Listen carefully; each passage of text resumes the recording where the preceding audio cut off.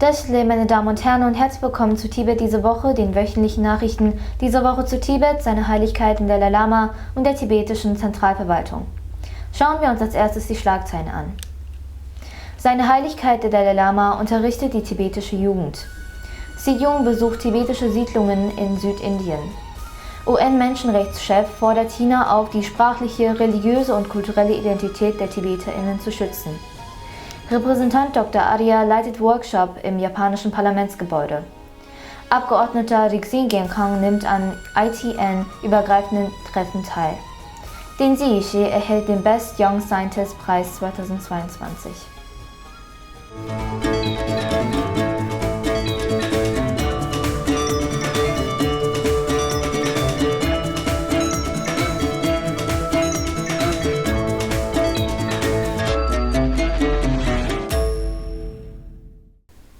Während der zweitägigen jährlichen Belehrung für die tibetische Jugend lehrte seine Heiligkeit der Dalai Lama in dieser Woche zum Lob des abhängigen Entstehens, gefolgt von einer Avalokiteshvara-Ermächtigung. Seine Heiligkeit wies darauf hin, dass die Ermächtigung und die Belehrung live im Internet übertragen werden, sodass die Devotees die Ermächtigung erhalten können, wenn ihr Glaube und ihr Engagement unerschütterlich sind, auch wenn sie physisch weit entfernt sind. Seine Heiligkeit äußerte die Hoffnung auf eine Lösung des chinesisch-tibetischen Konflikts und bekräftigte, dass er noch 15 bis 20 Jahre leben könne.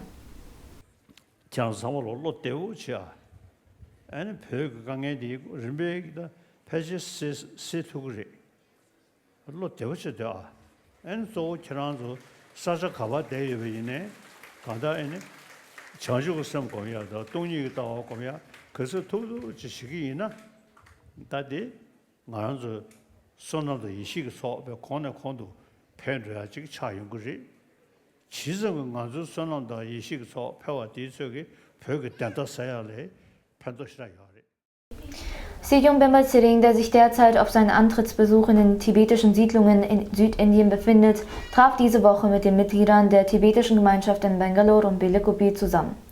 In seiner Ansprache an die Verwaltungsangestellten, die Fakultät und die Studenten des Dalai Lama Institute for Higher Education sowie an die Fakultät und die MitarbeiterInnen des Mensei Kang College bekräftigte Sejong die beiden wichtigsten Verpflichtungen des gegenwärtigen Gasha, den sino-tibetischen Konflikt entschlossen zu lösen und sich um das Wohlergehen der TibeterInnen im Exil zu kümmern.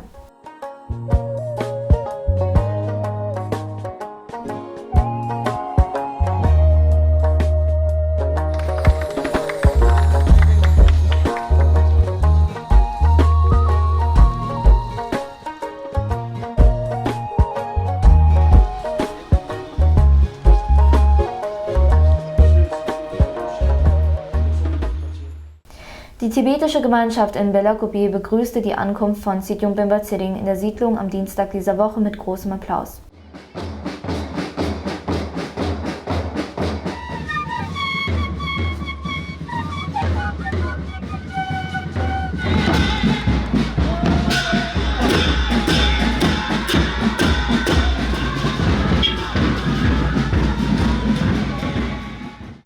Sejong besuchte auch das Lehrpersonal und die SchülerInnen der TCV-Schule, gefolgt von den klösterlichen Einrichtungen, darunter Seraje, Serame, das Namdolin-Kloster und das Dashilhumbo-Kloster. Sejong besuchte alle 13 Lager in der Siedlung Dekil-Laso, das Lager Purang und einige Lager in der Siedlung Luksam, wo er mit den Bewohnern, Studenten und pensionierten Mitarbeitern der tibetischen Zentralverwaltung sprach.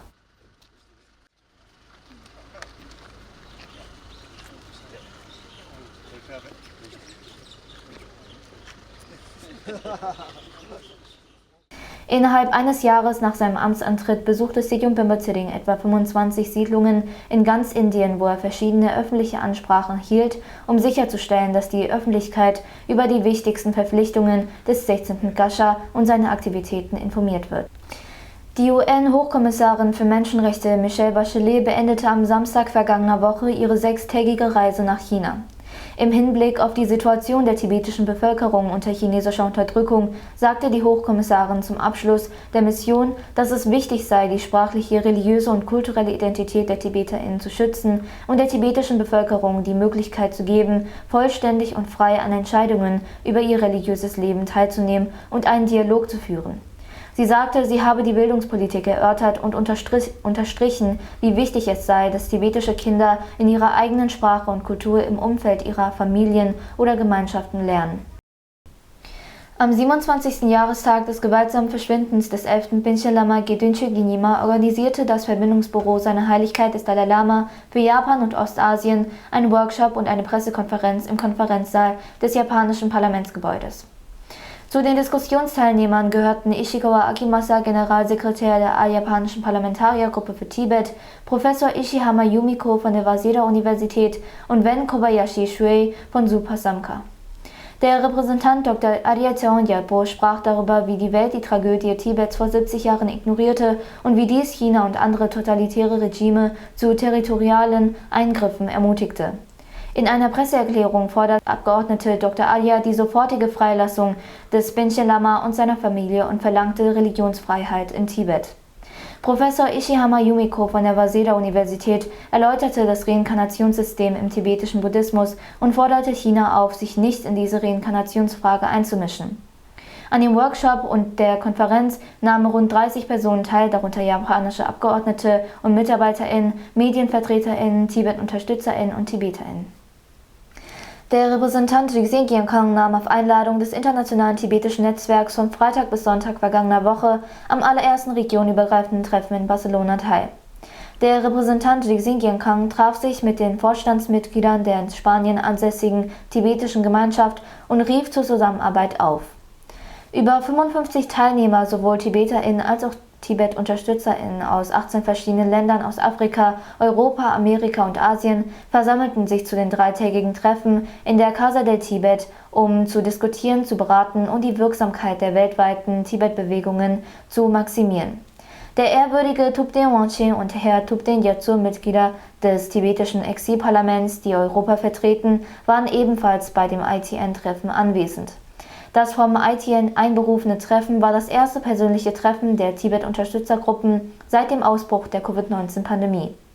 Der Abgeordnete Jigsae Gyalkang traf sich auch mit dem ehemaligen NBA-Basketballstar Enes Kanter Freedom und Vizepräsident Picerno im Europäischen Parlament. Der tibetische Student Dengzi Yishi wurde 2022 als bester Nachwuchswissenschaftler ausgezeichnet. Zuvor hatte er 2021 den Leading Research Student Award der ehemaligen Sowjetrepubliken erhalten. Dengzi Yishi ist ein tibetischer Medizinstudent, der am Asiatischen Medizinischen Institut in der Stadt Bishkek in Kirgisistan, einer ehemaligen Sowjetrepublik, studiert. Er schloss seine Schulausbildung am TCV Suja und die Highschool am TCV Belogopi ab.